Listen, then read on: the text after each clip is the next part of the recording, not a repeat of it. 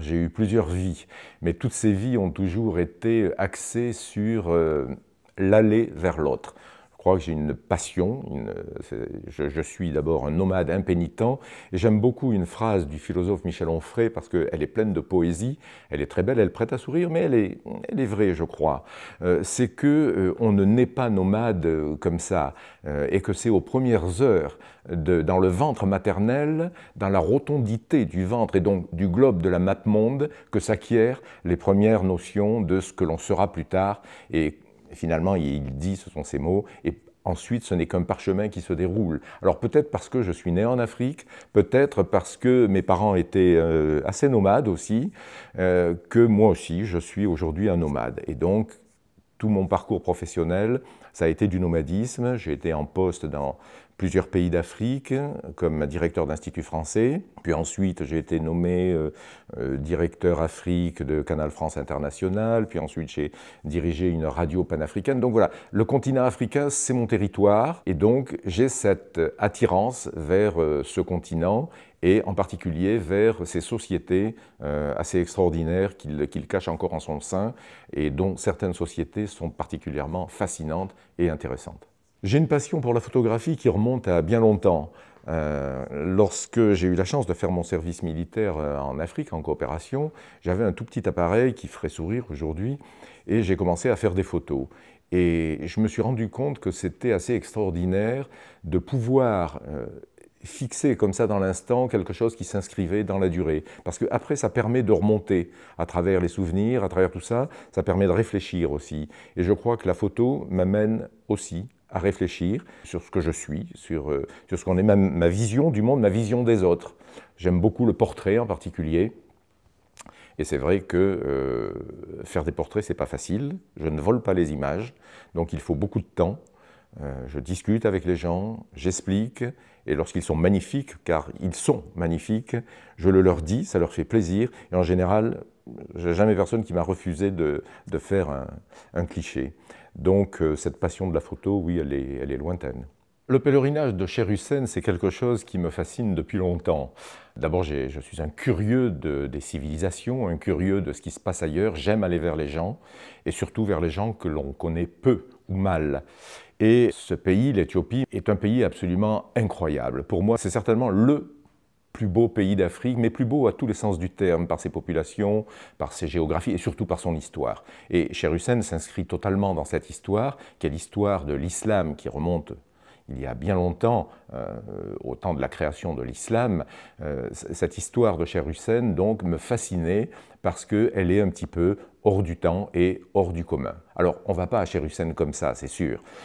J'ai un intérêt marqué pour les civilisations et puis pour cette interpénétration des croyances, des religions, je dirais de l'esprit, avec un grand E, qui souffle et qui se croisent, qui s'entrecroisent, parce que pour moi, il est synonyme finalement de paix entre les hommes lorsque ça se passe bien. Et Cheikh Hussein, c'est tout à fait l'exemple typique de quelque chose qui se passe bien, pour l'instant en tout cas, puisque c'est la confluence de certaines religions, même si c'est un pèlerinage musulman, mais qui a cette particularité d'accepter les non-musulmans, et on trouve dans ce pèlerinage, par exemple, des chrétiens orthodoxes, mais aussi des animistes. Et c'est cette interpénétration des croyances et de l'islam qui me fascinait. Donc, je suis allé là-bas bien avant pour le préparer, j'ai rencontré les autorités religieuses, et lorsqu'ils ont accepté mon idée de venir, ils étaient même ravis, parce qu'en général, les Européens ne vont pas là, ils ne font que passer des fois une journée, parce que c'est quand même au bout du monde. On s'est mis d'accord, et donc voilà, j'ai pu faire ce pèlerinage dans des conditions exceptionnelles, puisque j'ai été hébergé chez l'imam du petit village, d'Anadjina, et donc que j'ai pu faire toutes les photos que j'ai voulu, et pour moi, photographe, c'était vraiment formidable. Cheikh Hussein, les historiens vont sourire, ils ont raison, car si on veut vraiment savoir, on n'a pas de réponse. Ça se perd dans la nuit des temps, dans la tradition, dans les on dit, on pense que, etc. Même si bien sûr, au village d'Anadjina, qu'on appelle maintenant Cheikh Hussein, on vous certifie dur comme fer que tout est vrai. Alors, il serait arrivé vers le XIIe siècle en Éthiopie.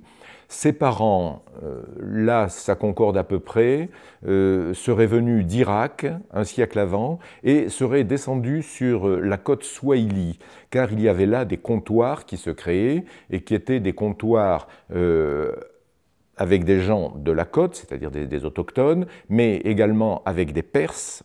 À l'époque, l'Empire sassanide colonisait un petit peu toute cette côte, et avec des Arabes.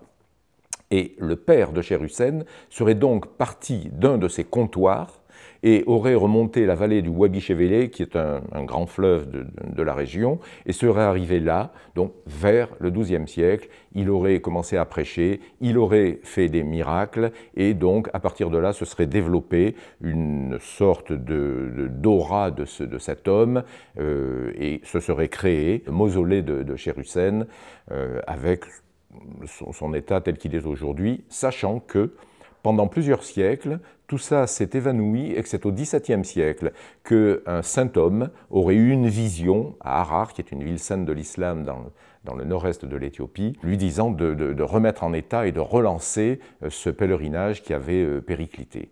Donc voilà, en fait, le pèlerinage de Sher-Hussein existe vraiment tel qu'il est aujourd'hui depuis le XVIIe siècle.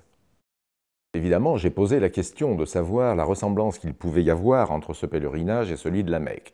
Alors tout de suite, on s'est défendu de cette ressemblance, on m'a dit non, non, non, ça n'a rien à voir, et Sher-Hussein ne peut pas remplacer le pèlerinage de la Mecque. En fait, beaucoup de musulmans qui n'ont pas les moyens, et la plupart des gens qui viennent, même la totalité des gens qui viennent à Sher-Hussein, sont des gens pauvres, même très pauvres. Et pour eux, c'est le pèlerinage qui va remplacer le pèlerinage de la Mecque qu'ils ne pourront jamais faire. Donc, ils s'astreignent à faire ce pèlerinage-là. Mais il est vrai que l'on retrouve à Sher-Hussein pratiquement tous les mêmes symboles que l'on retrouve à la Mecque. Rentrer dans le tombeau, alors à la Mecque c'est 7 fois le tour de la Kaaba, là c'est 3 fois, mais enfin peu importe. On jette aussi la pierre sur Iblis, le diable. Il y a l'eau sacrée, l'eau Zamzam avec la source qui rappelle Agar dans le Coran, etc. Donc on retrouve quand même des similitudes, mais ça n'a rien à voir, c'est différent. Ce qu'il y a aussi de stupéfiant, c'est de voir le nombre de pèlerins, difficilement chiffrable, mais je dirais entre 20 000 et 30 000. Les autorités religieuses du lieu disent des chiffres énormes, mais bon, je crois qu'il faut rester raisonnable. Mais je pense que 30 000, c'est une bonne idée de grandeur. Ce sont des gens qui viennent de partout, y compris du Kenya, y compris de Somalie, y compris autrefois, mais alors moins maintenant, du Yémen, et même d'Irak, m'a-t-on dit, autrefois. Aujourd'hui, ça devient plus difficile pour passer les frontières, etc. Alors, pourquoi en tout cas le Nord-Kenya, la Somalie et essentiellement l'Éthiopie? Parce que c'est un pèlerinage Oromo. Les Oromos, c'est une grande ethnie d'Éthiopie, ils représentent à peu près 30% de la population. Ils sont pour moitié musulmans et pour moitié soit animistes, soit orthodoxes, chrétiens orthodoxes.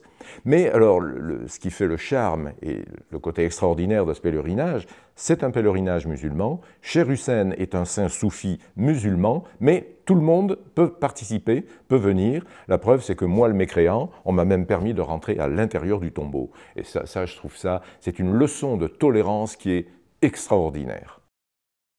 Il y a une espèce de folie, je crois que c'est le mot qu'on peut employer, pendant ce pèlerinage, où les gens entrent en extase, beaucoup, presque tous, mâchent du khat, qui est cette herbe un petit peu hallucinogène, qui est un coupe-faim, mais enfin qui met dans des états, lorsqu'on en abuse, un petit peu incroyable. Et donc, on va voir dans le mausolée, qui est entièrement peint à la chaux, mais c'est de la chaux naturelle qui est fabriquée sur place, c'est-à-dire on cuit des pierres qui deviennent une espèce de cendre, on enduit le mausolée de tout cela, et tout le sol du tombeau à l'intérieur est plein de cette chaux, de cette terre blanche. Et donc les pèlerins vont rentrer là-dedans, vont se rouler par terre, en extase, en hurlant parfois, c'est très très impressionnant, et ils vont s'enduire le visage de cette terre blanche qui est une terre magique, ils vont se frotter contre la terre blanche du mausolée, s'en enduire les mains, le visage, les vêtements, etc. Et repartir, ils vont prendre même des petits sachets en plastique et ils vont mettre un peu de cette terre qu'ils vont emporter dans leur village, de même qu'ils emporteront avec des jerrycans l'eau sacrée, l'eau Zamzam de ce puits. Et il faut savoir que certains pèlerins vont marcher plus d'1 mois pour venir là. Donc j'ai rencontré des gens, j'ai un peu fait la route, pas beaucoup, mais j'ai marché sur la route avec eux, ce qui me permettait de discuter. Alors vous allez me dire dans quelle langue? Alors j'ai un ami, un frère éthiopien qui me traduisait. Lui ne parlait pas forcément la langue des gens, mais il baragouine plusieurs langues, et donc il me retraduisait ensuite en français. Et il me disait que ces gens, certains par exemple arrivaient à cheval, mais d'autres à pied, d'autres avec des chameaux. C'est assez fort visuellement de voir ces gens sur la route, sont dans un état de croyance et de force. On a vu des gens mais qui étaient à bout de souffle. Je me disais mais c'est pas possible, ces gens-là vont tomber. On a pris par exemple une femme en voiture, les gens nous ont demandé de la prendre. Elle était dans un état d'épuisement, avec des pleurs qui coulaient en silence. C'est vraiment très très fort. On ressent pendant ce séjour à Chérusène, pendant ce pèlerinage, des émotions qu'il est difficile de décrire. C'est vraiment très très fort. J'ai eu l'occasion, oui, pendant ce pèlerinage, puisque j'étais vraiment admis et accueilli très fraternellement, d'assister à des séances d'endorcisme, c'est-à-dire, c'est le contraire de l'exorcisme, c'est-à-dire qu'on appelle la puissance du saint pour qu'elle vous prenne, qu'elle vous possède et qu'elle vous amène, je dirais, dans des lieux de l'au-delà. Et ça c'est quelque chose d'extraordinaire. Alors, je vais vous raconter une petite histoire. J'étais allé préparer ce pèlerinage au mois de janvier de 2015. Le pèlerinage avait lieu en septembre. Et j'avais vu le gardien des lieux, Cheikh Oumar, qui était un monsieur très bien habillé, magnifique, avec sa djambia, le grand couteau yéménite, des gros chapelets, son houlet, qui est le bâton fourchu que portent tous les pèlerins.